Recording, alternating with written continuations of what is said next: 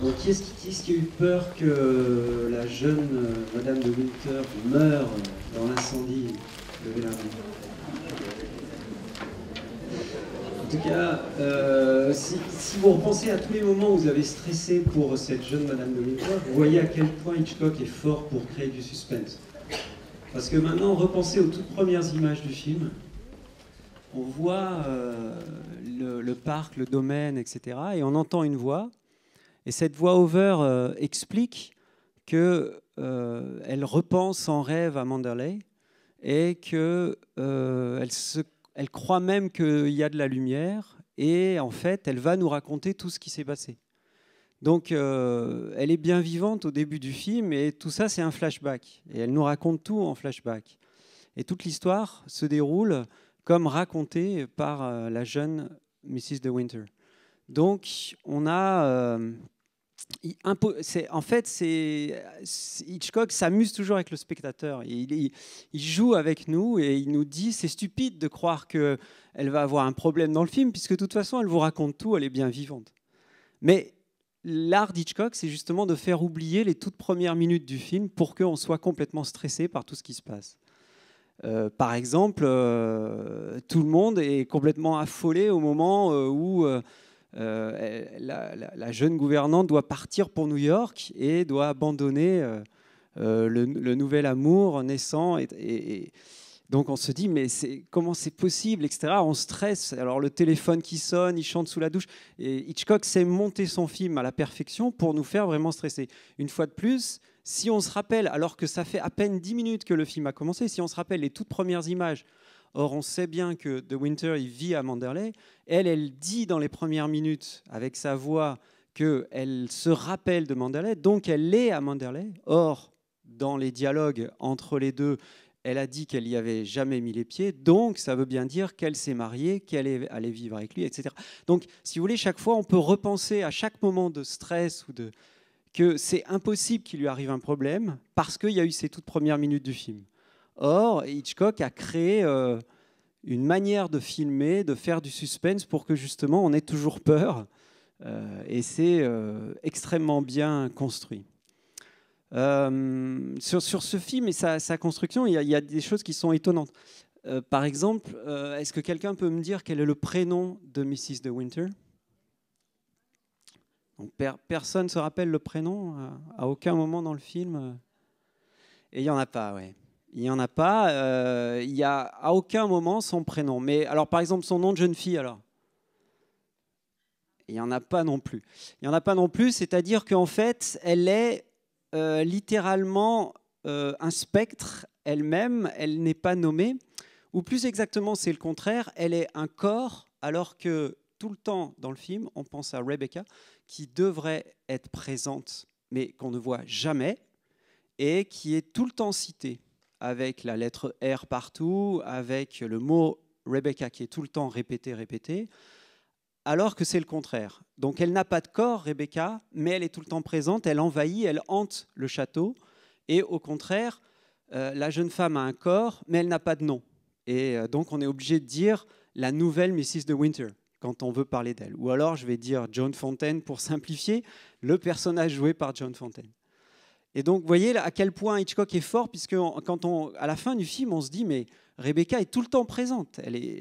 On se dit même, en fait, il y a un portrait de Rebecca, on l'a vu, la peinture. Mais ce n'est pas du tout elle, c'est une ancêtre de la famille de Winter, dont elle avait pris la robe pour faire un bal. Et c'est pour ça que Mrs. Danvers donne le conseil de reprendre la robe, etc. Alors, la présence de Rebecca est extrêmement forte parce que il y a une musique extraordinaire qui est faite par Franz Waxman. Franz Waxman, c'est un des deux très grands compositeurs de musique classique hollywoodienne qui suit des critères, des codes extrêmement précis qui ont été établis essentiellement par Mike Steiner, qui est le premier, on va dire, très grand compositeur de musique hollywoodienne.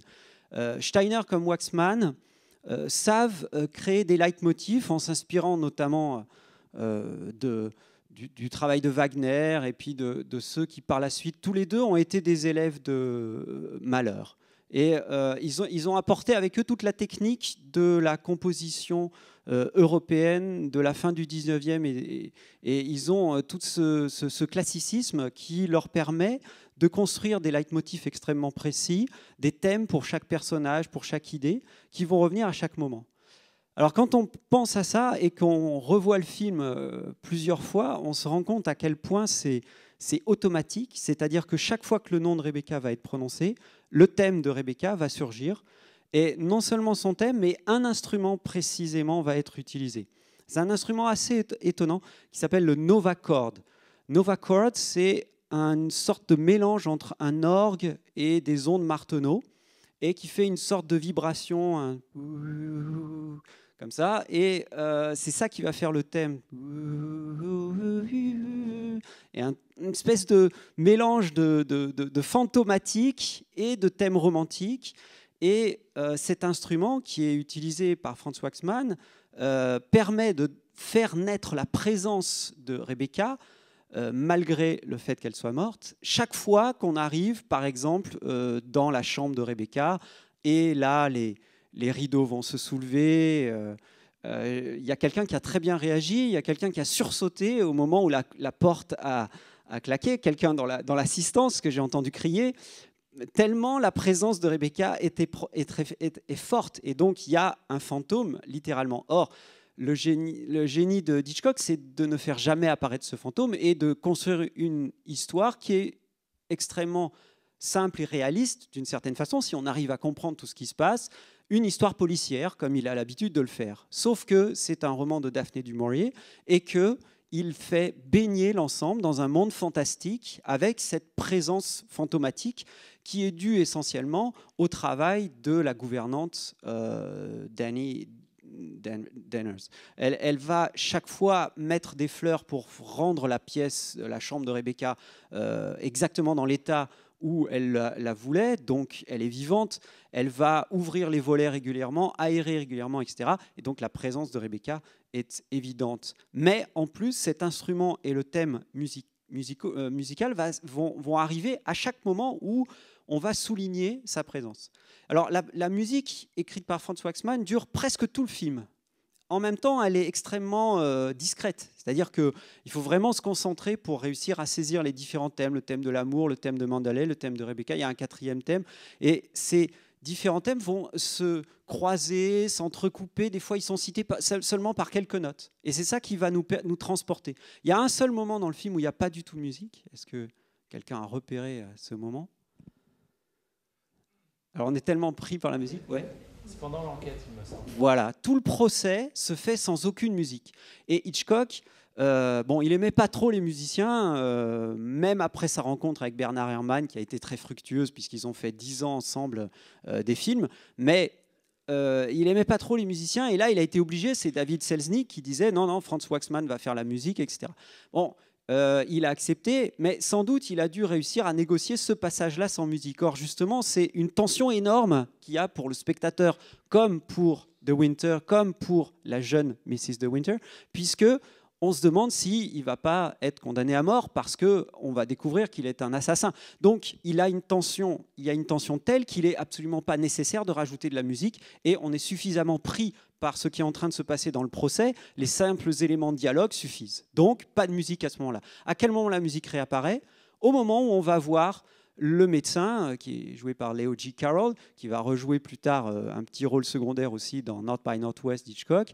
Ils vont voir le médecin, et au moment où il prononce le mot « cancer », le fait qu'il prononce la maladie de Rebecca, on entend de nouveau le Nova Chord, on entend le début du thème de Rebecca, et on a de nouveau la présence de la musique qui va accompagner la fin du film. Et donc, il y a une tension telle que c'est juste au moment où la tension est relâchée parce qu'on sait qu'elle s'est suicidée qu'à ce moment-là, la musique peut revenir.